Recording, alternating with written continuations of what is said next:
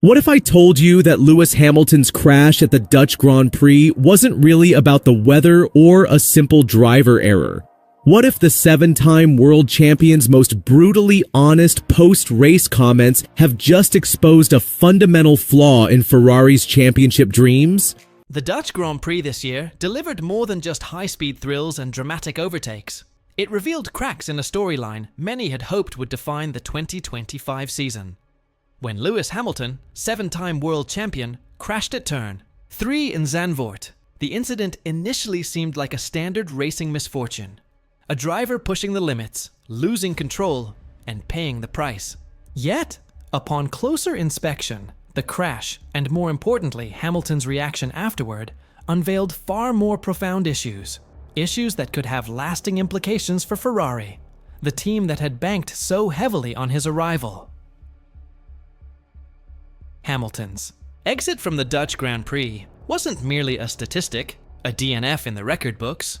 It became a symbolic moment, one that exposed a deeper rift between a driver of extraordinary experience and a machine that simply refuses to respond to his instincts. When a driver of Hamilton's caliber, the same man who has danced his cars, through treacherous wet tracks, extracted performance where others saw limits, and consistently reinvented himself to suit the machine he drives, labels his car as unpredictable and unstable. It is far from casual commentary. This isn't mere frustration. It is a signal flare highlighting a philosophical mismatch that runs through the core of Ferrari's 2025 championship strategy.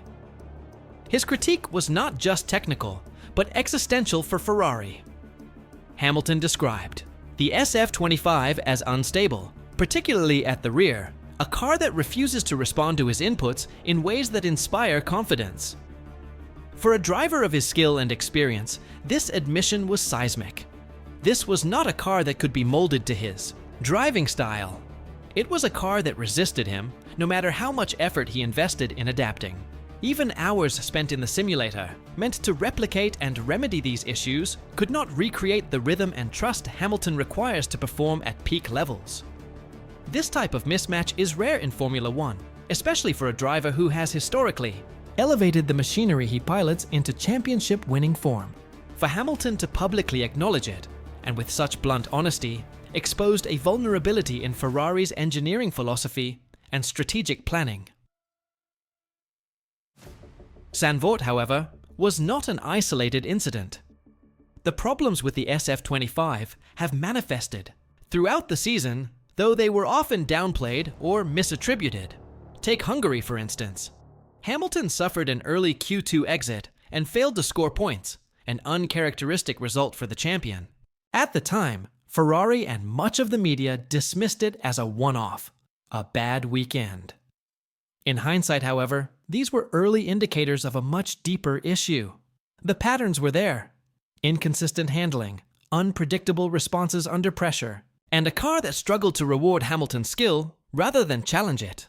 Zandvoort merely amplified these underlying deficiencies, bringing them into sharp public focus.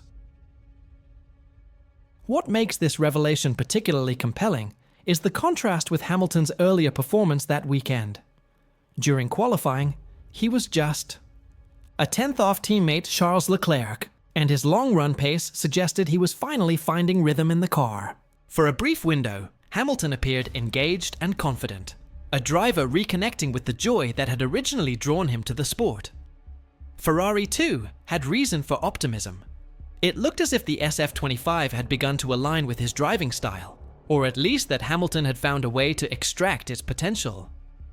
The crash, however, shattered that illusion. It was more than a lost opportunity in the point standings. It represented a dramatic rupture in progress, and a stark reminder that Ferrari's car remained fundamentally flawed. The situation was compounded by regulatory enforcement. Following the crash, the FIA issued a 5-place grid penalty for Hamilton's failure to slow under double yellow flags, adding insult to injury. The punishment underscored the challenges he faced. Not only was he contending with a car that resisted his input, but he was also navigating the additional pressures of compliance and consequences that stem from incidents on track. This convergence of factors transformed Monza, Ferrari's spiritual home, from a potential celebration into a pressure cooker of expectations, scrutiny, and tension. Hamilton's post-crash commentary did not merely dwell on the car's failings. It exposed a philosophical rift between him and the SF25. According to his own words, even after exhaustive simulator sessions and feedback loops, the car's instability prevented him from establishing a consistent rhythm. Whether pushing aggressively or driving conservatively, the rear end remained unpredictable, catching him off guard. This is not a critique of engineering skill, but a reflection of design philosophy. The SF25's development trajectory, particularly around the rear suspension and brake-by-wire system, had created a car suited to certain drivers, notably Leclerc, but one that was fundamentally incompatible with Hamilton's style. The mismatch was structural, embedded in the DNA of the machine itself. Beyond the technical implications, the emotional dimension of Hamilton's revelation was striking. Part of the motivation behind his move to Ferrari was to reignite the passion for racing that had fueled his success.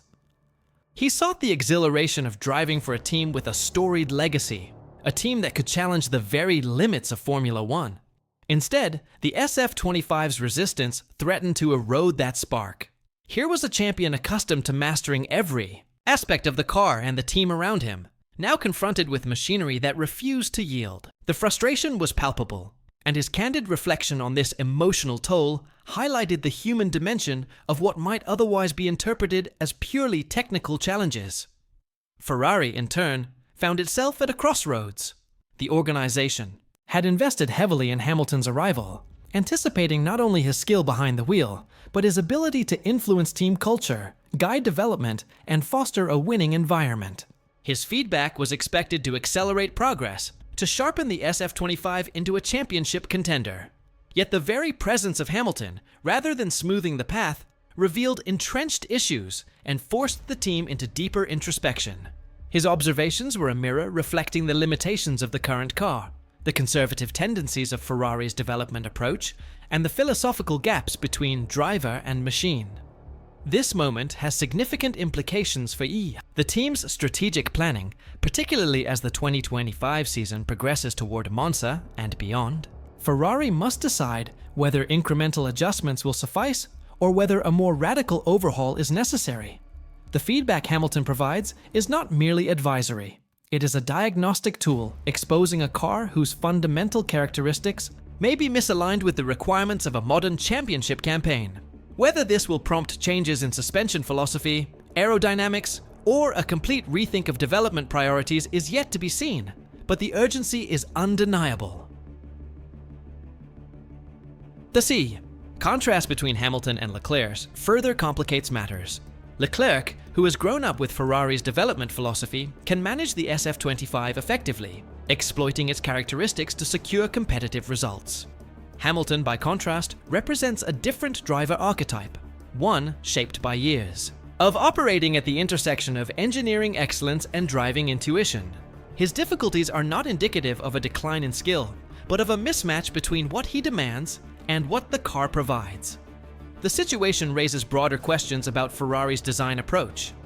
Are they building cars to fit a particular driver's philosophy, or are they shaping their cars around static principles that may not accommodate even the most talented of drivers?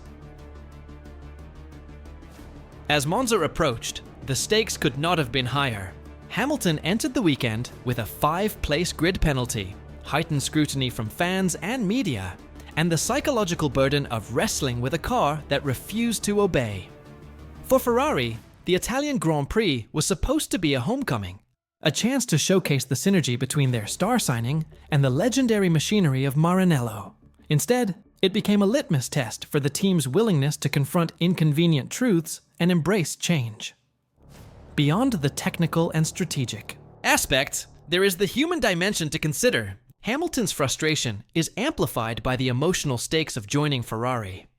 He was drawn to the team's legacy, the promise of competing at the pinnacle of motorsport in a car that could genuinely contend for championships.